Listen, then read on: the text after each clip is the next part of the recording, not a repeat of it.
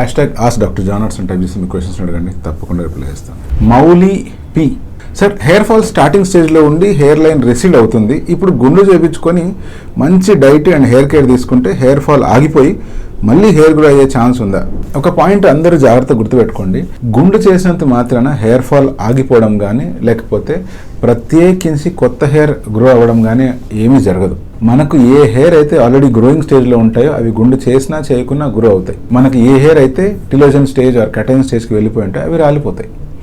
So మనం గుండు చేపించుకోవడం వల్ల మనకు విజువల్గా ఒక రకమైన సాటిస్ఫాక్షన్ వచ్చే ఛాన్స్ ఉంది. అంతవరకు జుట్టు పెరుగుతున్న ఫీలింగ్ కలుగుతుంది. ఇంకో పాయింట్ ఏంటి అంటే గుండు చేపించుకున్న తర్వాత మళ్ళీ హెయిర్ పెరిగేటప్పుడు ఒకవేళ హెయిర్ రాలినా కూడా అవి చిన్న చిన్నవే రాలుతుంటాయి కాబట్టి మనకు హెయిర్ ఫాల్ అయినట్టు పెద్దగా అర్థం కాదు.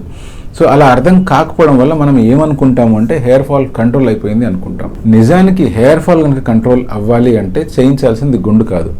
మీరు చెప్తున్నట్టు లైఫ్ స్టైల్ చేంజెస్ ఏమైనా హెల్ప్ చేస్తాయంటే డెఫినెట్గా హెల్ప్ చేస్తాయి. మంచి డైట్ ఏమైనా హెల్ప్ చేస్తుందా? డెఫినెట్గా హెల్ప్ చేస్తుంది. హెయిర్ కేర్ తీసుకుంటే హెల్ప్ చేస్తుందా? ఎస్, హెయిర్ కేర్ తీసుకున్నా కూడా మీ హెయిర్ ఫాల్ కంట్రోల్ అయ్యే అవకాశం ఉంది. బట్ ఇవన్నీ చేయడానికి గుండు చేయడం అవసరం కాదు. మీరు గుండు చేసుకోకుండానే ఈ జాగ్రత్తలన్నీ ఫాలో అవ్వచ్చు. ఒకే ఒక కండిషన్లో ఈ జాగ్రత్తలు ఫాలో అయినా కూడా మీకు హెయిర్ గ్రోత్ జరగదు. అదేంటి అంటే బాల్డ్నెస్ వచ్చినప్పుడు. ఒకవేళ మీకే కనుక బాల్డ్నెస్ ఫామ్ అయింది అనుకోండి, అటువంటి సిచ్యువేషన్లో ఈ జాగ్రత్తలతో పాటు మెడికేషన్ వాడితే తప్పితే పెద్దగా రిజల్ట్ ఏమీ కనపడవు.